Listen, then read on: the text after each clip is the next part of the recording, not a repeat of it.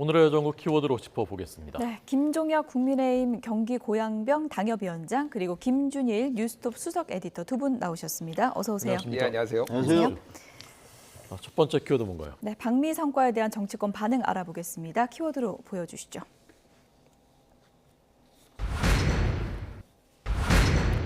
역사적 전환점이 됐다는 국민의힘 그리고 사기 외교라는 더불어민주당의 엇갈린 평가가 나오고 있습니다. 아무래도 워싱턴 선언에 대한 여야 평가가 극단적으로 엇갈리고 있는데요. 먼저 얘기부터 듣고 오겠습니다. 워싱턴 선언은 미국이 특정 국가와 자신들의 핵 자산에 관한 정보와 기획, 실행을 공유하고 논의키로 구체한 최초의 문서입니다. 가히 워싱턴 선언은 대한민국의 지속 가능한 평화와 번영을 보장하는 사실상의 제2의 한미 상호 방위 조약인 것입니다.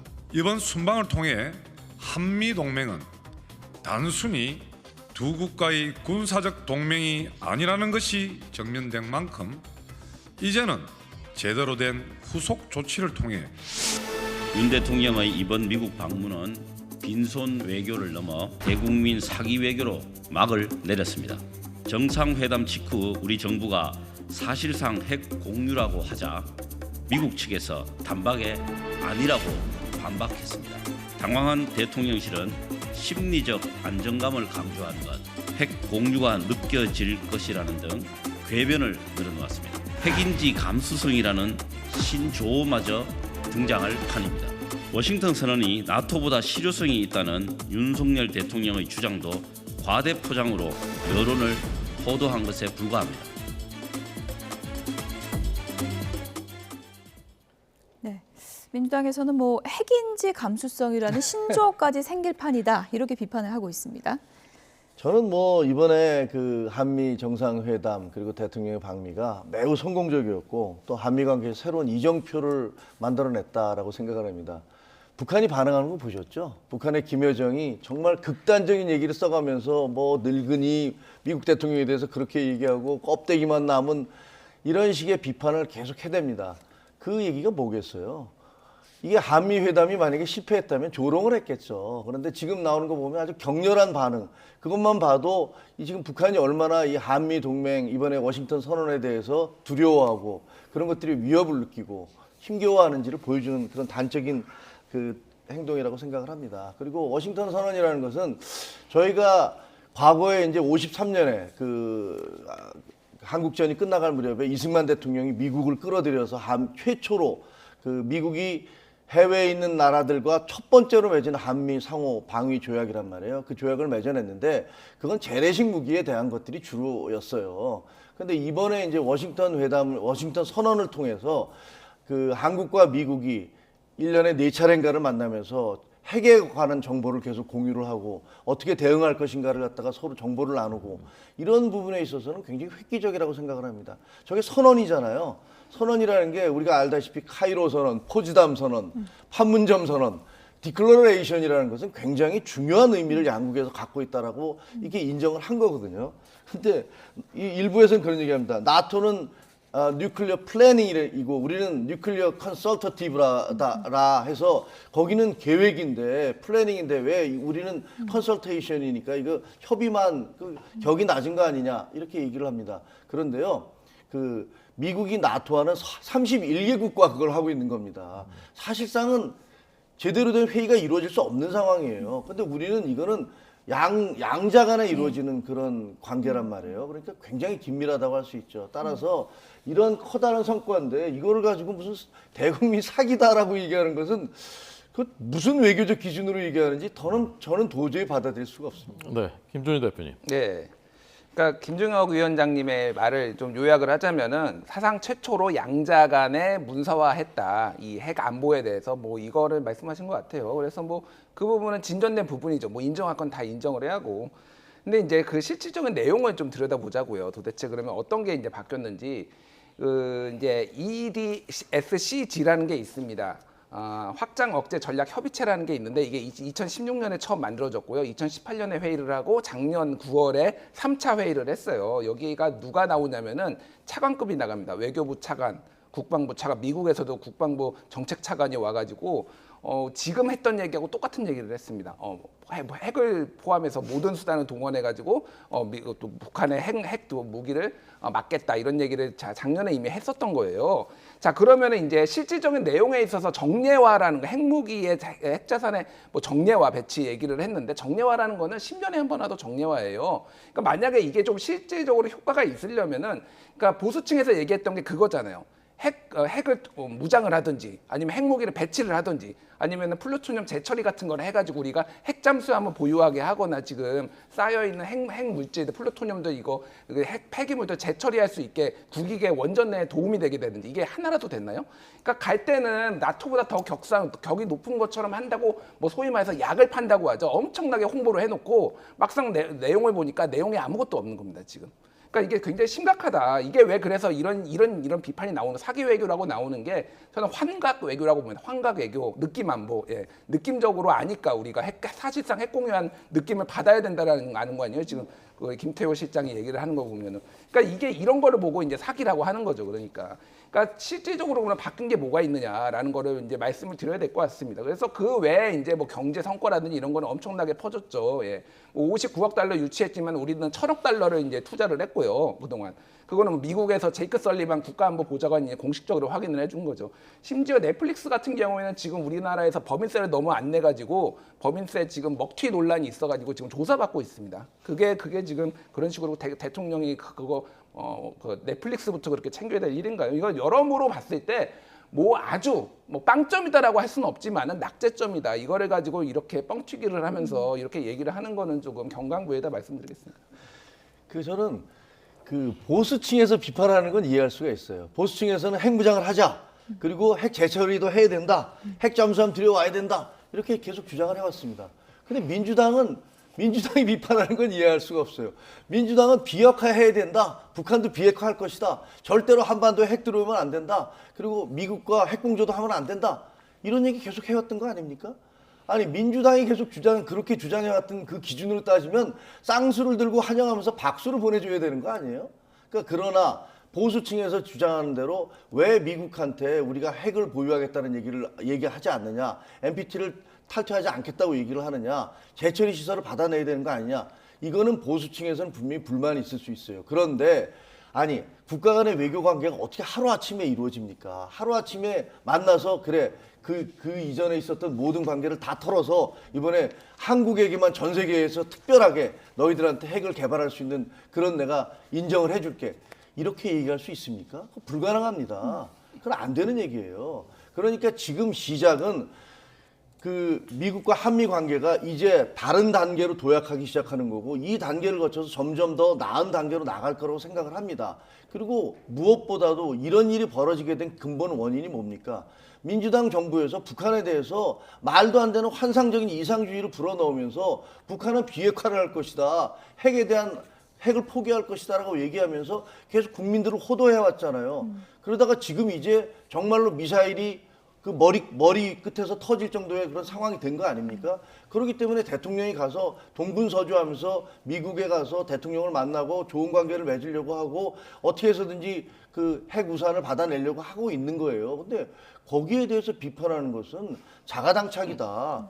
이 사태의 원인이 어디서부터 시작됐느냐? 본인들로부터 시작됐다. 민주당 정부로부터 시작됐다라는 것들을 인식해야 된다고 생각합니다. 반론을 안 할 수가 없는데요. 일단 해구산이라는 게 마치 새로운 것처럼 말씀하시는데 1978년에 이미 한미 국방장관이 만나가지고 그때 박정희 정부가 그러니까 독자적 핵무장을 하려고 하니까 우리 너한테 해구산을 보장해 줄게라고 이미 78년에 나온 개념이고요. 확장 억제란 개념도 2006년에 북한이 1차 핵실험한 다음에 노무현 정부 때 이미 나온 개념입니다. 그 위에 아까 말씀드렸지 더 발전해가지고 EDSCG가 나왔어요. 이게 박근혜 정부 때. 그러니까 뭐가 달라졌냐는 거예요. 물론 이제 선언을 했다라는 거, 요거 하나만 달라졌다는 거 말씀드리고, 민주당에서도 예를 들면 핵에 대해서는 여러 가지 관점들이 있습니다. 양이원영 의원처럼 바로 핵 포기 얘기하니까 바로 환영한 사람도 있지만은, 예를 들면 홍현익 국가 외교원장 같은 경우에는 한시적 핵 재배치론을 얘기를 했던 사람들이거든요. 무슨 얘기냐면 북한이 핵을 개발하는 동안에는 미국의 핵을 한반도에 들여놔야 된다. 그러다가 북한이 핵을 개발을 안 하면은 우리도 철수하는 이런 전략적인 걸 해야 된다라고 하니까 핵에 대한 입장을 완벽하게 일치하고 있다라는 건 아니고요. 또 하나는 이제 핵 원전 수출 얘기를 안 할 수가 없습니다. 이번에 워싱턴 선언에서 굉장히 치명적인 게 하나가 있었는데, 예, 조금 천천히 얘기해 주셔도 좋을 것 같습니다. 예, 이게 할 얘기가 너무 많으니까 예. 제가 최대한 압축해서 천천히 좀 해주시죠. 자, 예. 핵 이번에 워싱턴 선언에 뭐가 들어갔냐면 원전 수출 대상국의 IAEA 추가 의정서 준수와 지적 재산권 준수 요 두 문장이 들어갔어요. 이게 무슨 얘기인지를 지금 윤석열 대통령이 알고 했는지 제가 모르겠는데, 이게 무슨 이슈가 있냐면은 한국이 지금 사우디에 원전을 수출하는 게 있고 폴란드에 수출하는 게 있어요. 자, 폴란드 같은 경우에는 미국의 웨스팅하우스라는 데가 우리 기술 베껴서 했다 그러면서 미국 법원에 지금 소송을 걸었어요. 지적 재산권 준수, 이거는 뭐냐면은 폴란드에 우리가 이제 원전 수출 못하게 됐다는 얘기입니다. 이게 워싱턴 선언에 들어감으로써 확인이 된 거예요. 그냥 이제 앞으로 이제 폴란드에는 수출 못하게 된 거 거의 확정적이고요.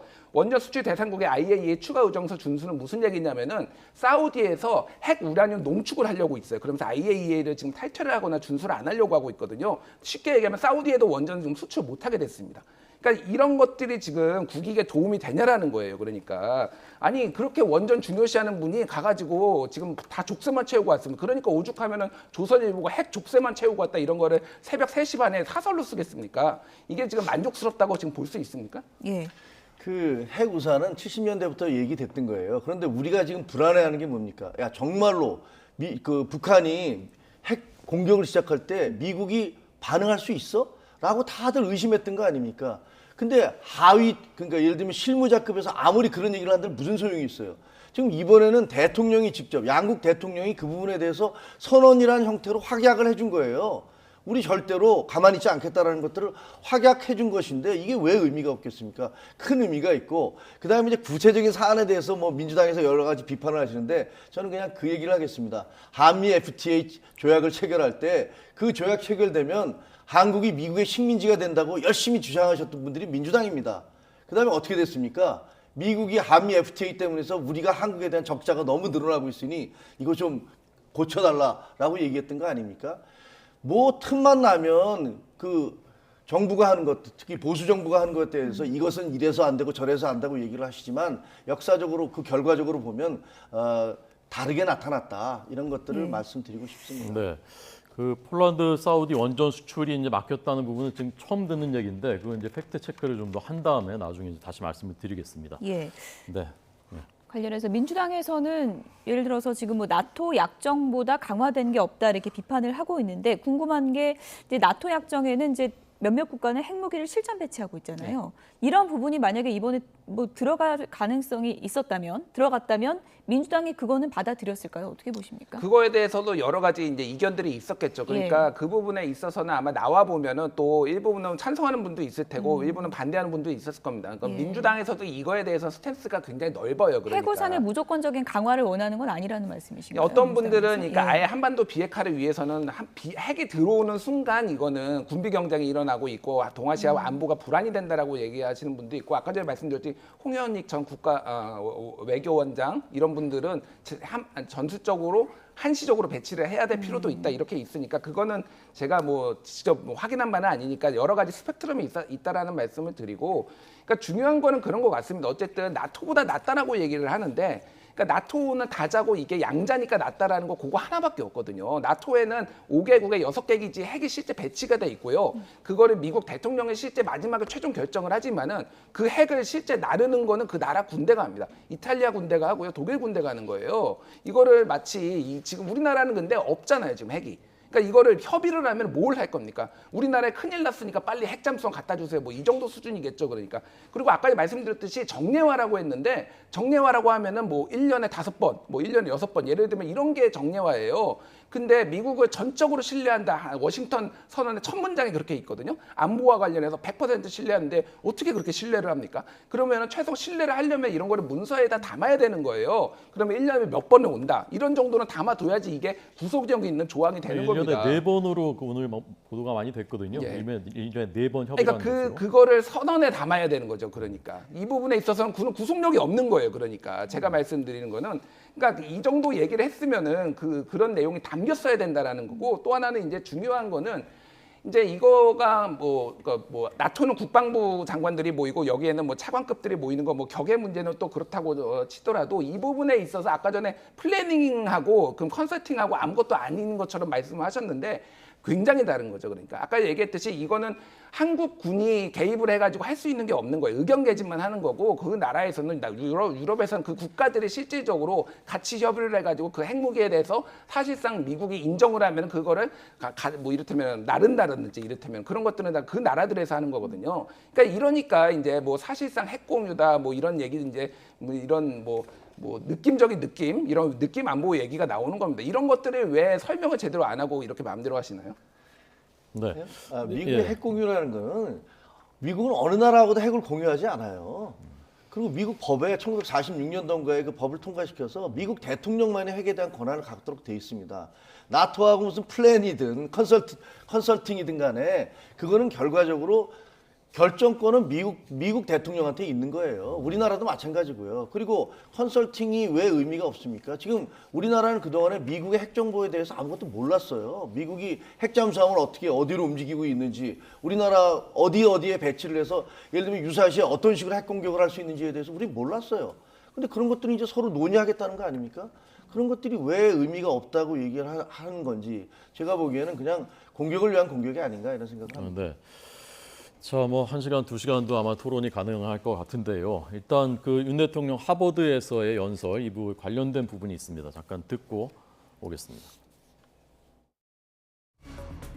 워싱턴 선언은 북한의 핵 보유를 인정하는 선언이 결코 아닙니다. 북한이 핵을 보유하는 것을 국제사회에서의 불법 행위로 규정을 하고 거기에 대응하는 시스템입니다. 대한민국은 핵 무장을 하겠다고 마음을 먹으면 빠른 시일 내에 심지어는 1년 이내에도 핵 무장을 할 수 있는 그런 기술 기반을 가지고 있습니다. 네. 핵무장을 할 수 있는 기술적인 기반이 있다는 어떤 의미로 해석할 수 있는 겁니까? 아니 그거는 뭐 다들 기술적으로는 그렇다고 얘기를 하지 않습니까? 근데 사실 저게 우리가 핵제 처리 시설이 있지 않기 때문에 그게 얼마나 기술적으로 가능한지 잘 모르겠습니다. 일본 같은 경우는 핵제 처리 시설을 인정을 받아서 거기에 뭐 6개월 이내에 핵을 만들어낼 수 있다 이렇게 얘기를 하잖아요. 근데 한국의 기술도 원자력 발전소가 뭐 여러 개 있고 핵 기술이 많이 발전돼 있기 때문에 저는 그 아주 중요한 민감한 그런 정도까지는 잘 모르는데 대통령이 저렇게 얘기하신 것은 뭐 저게 선언적 의미인지 아니면 안심을 시키기 위한 것인지는 잘 모르겠습니다만 어쨌든 우리의 기술력이 그렇게 간단치 않다라는 말씀을 하면서 동시에 대통령으로서는 NPT를 만약에 우리도 탈퇴해 버린다면 그러면 동시에 이제 다른 나라들로부터 지금 북한이 받는 제재를 우리도 받게 될 거 아닙니까?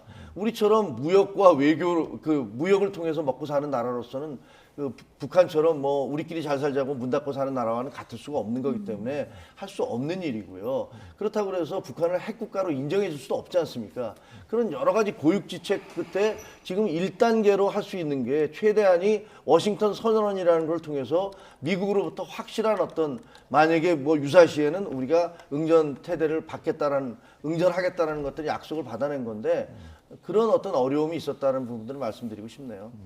제가 좀 짧게 말씀드리겠습니다. 윤석열 대통령이 올해 1월 달에 독자적 핵무장도 할 수 있다라고 얘기를 했잖아요. 그리고 뭐 정진석 비대위원장, 홍준표 대구시장, 오세훈 서울시장 보수에 있는 분들이 모두 다 독자적 핵무장론을 할 수 있다, 해야 된다라고 얘기를 했거든요.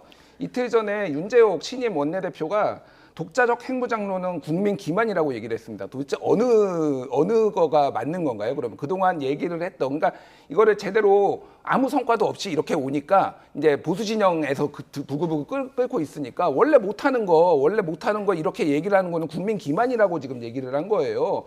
그러면 윤석열 대통령하고 정진석 비대위원장하고 지금 홍준표 대구시장 다 국민 기만한 겁니다. 이런 거에 대한 반성이 있어야죠. 그리고 핵 무장 어려운 거 압니다. 그럼 저도 원하지 않아요, 사실은. 근데 제가 말하는 거는 핵을 그렇다고 무장을 안 하겠다라고 핵을 포기 선언을 거기에서 하고 오는 거하고 이거는 다 완전히 다른 문제래요. 전략적 모호성으로 핵을 우리가 포기하겠다라고 그런 선언은 어느 역대 대통령도 하지 않았어요. 이거는 카드로 남겨놔야 되는 거예요. 그런데 그거를 덜컥 저렇게 해놓고 미국을 100% 신뢰한다라고 얘기를 적어놓고 온 거 하나. 그리고 플루토늄 재처리 말씀드릴게요. 그러니까 우리나라가 지금 플루토늄 문제가 굉장히 많아요. 핵폐기 문제가. 이거를 재처리를 하면은 이 폐기물을 획기적으로 줄일 수 있습니다. 재사용해가지고. 그래서 이거를 이번에 그러면 안건으로 해가지고 와라라는 게 핵 원자력 원계 그 요구 사항이었어요. 지금 왜냐하면 재처리 시설 보관 장소가 없거든요. 그리고 핵 잠수함도 만들 수 있습니다. 그러면 굉장히 오랫동안 우리 국가안보가 그러니까 잠수를 할 수 있어. 국가안보가 비약적으로 증진하거든요. 이런 거는 왜 하나도 못 합니까? 아예 논의 테이블에도 못 올렸다라는 거 아니에요? 이러니까 무능하다는 얘기를 듣는 겁니다. 네. 아니 그게 저는 대통령과 홍준표 그 대구시장과 1월 달에 한 것들이 잘했다고 생각을 합니다. 그렇게 얘기를 하니까 미국에서 야 정말 우리가 그대로 놔두면 큰일 나겠구나. 쟤네들이 지금 대통령부터 시작해갖고 아 니들이 우리에 대해서 이런 식으로 모른 척하면 우린 핵 재무장 할 거야. 라는 얘기를 하기 때문에 미국도 움직이는 거 있는 거거든요. 그게 외교입니다. 그리고 윤재혁 원내대표가 얘기한 것은 그러나 사실상 지금 단계에서 그렇게 할 수 없습니다. 없다는 걸 알아요. 그게 외교입니다, 또. 아니, 이런 우리 국가적 고민. 그러니까 우리가 핵을 갖는 것이 마땅하다고 할 수 있지만 그럴 경우에 후폭풍 때문에 그 상대방에게 야, 이런 식으로 나오면 우리 핵 재무장 할 거야. 라고 얘기를 하면서 받아내는 것들. 이런 것들을 비판하면 도대체 외교를 어떻게 합니까? 저는 이해할 수 없습니다. 네. 뭐 간략하게 언급을 아닙니다. 하면 네. 핵포기 공식화를 저희가 했다고 이렇게 좀 단언해서 얘기할 수는 없는 부분이고 네, 김준일 NPT 를 대표님이 준수하겠다. NPT를 준수하겠다라고 공식적으로 그렇게 해석을 얘기를 하셨다는 했죠. 걸로 이제 이해를 하겠습니다. 안보 분야는 그렇고 또 민주당에서 뭐 정상 이 회담 일정의 크고 작은 그 일정들을 놓고 또 비판의 목소리를 내고 있는데 박지원 전 원장 같은 경우에는 아메리칸 파이 열창 부분을 좀 지적을 했는데 원래는 뭐 듀엣으로 하려고 했다 뭐 이런 주장을 하더라고요. 어떤 얘기인가요? 그러니까 뭐 소식 통해로 개인적으로 들으신 것 같아요. 그러니까 예. 바이든 대통령의 아들이 47살에 이제 사망을 했는데 병으로. 근데 그 아들이 굉장히 이 노래를 좋아했다라는 거예요. 그래서 그 가사까지도 위스키 앤 뭐 드라이 뭐 이렇게 라이를 드라이로 뭐 바꿔서 불렀네 어쩐네 예. 하면서 그거를 만약에 2절을 넘겼으면은 바이든 대통령도 불렀을 거다 뭐 이런 건데 이거는 뭐 확인할 방법이 없는 거죠. 예. 그쪽에 이제 소식통으로 한 건데 사실 뭐 아메리칸 파이를 부르든 말든 그게 뭔 상관입니까? 지금 뉴욕 타임스에 그 주요 내용이 뭐냐면은 한국의 젊은 층들은 아메리칸 파이가 뭔지도 모르고 아무 관심도 없다. 경제 성과에만 관심이 있다. 이런 기사가 나왔어요.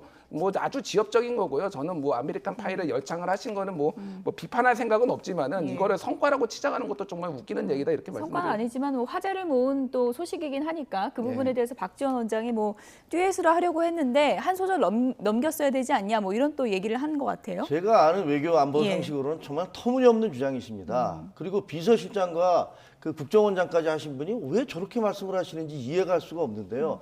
사실 그 대통령이 저기서 부르는 거는 미리 다 얘기를 좀 해놔야 돼요. 그 가면 키를 잡아야 되지 않습니까? 대통령이 부르는 Long Long Time Ago 이렇게 나가는데 이게 원래 그 던 맥크레인이 불렀던 원래 키보다 낮아요. 제가 듣기엔 낮더라고요. 예. 아마 그 대통령과 바이든 대통령과 그 윤석열 대통령이 듀엣을 한다면은 제가 보기에는 절대 키가 맞을 수가 없어요. 나이도 마찬가지 그 서로 많은 차이가 있으시잖아요. 그리고 그거 생각해 보세요. 만약에 두 정상이 그런 자리에서 노래를 부르다가 이게 완전히 불협화음이 돼버리면 그건 또 얼마나 좀 공식적인 웃음거리가 되겠습니까? 그래서 제가 보기에는 거기가 무슨 그 별장도 아니고 대통령 별장에서 하는 행사도 아니잖아요. 뭐 공식적인 행사인데 거기서 같이 듀엣을 부르려고 했다는 얘기를 도대체 어디서 들으셨는지 모르지만 그거는 제가 보기에는 근거 없는 소리일 가능성이 크고요. 그걸 가지고서 대통령이 거기서 뭐 노래를 부르면서 환대를 받았던 것들을 비판하기 위한 근거로 삼는 것도 정말 부적절하다는 느낌이 듭니다. 네.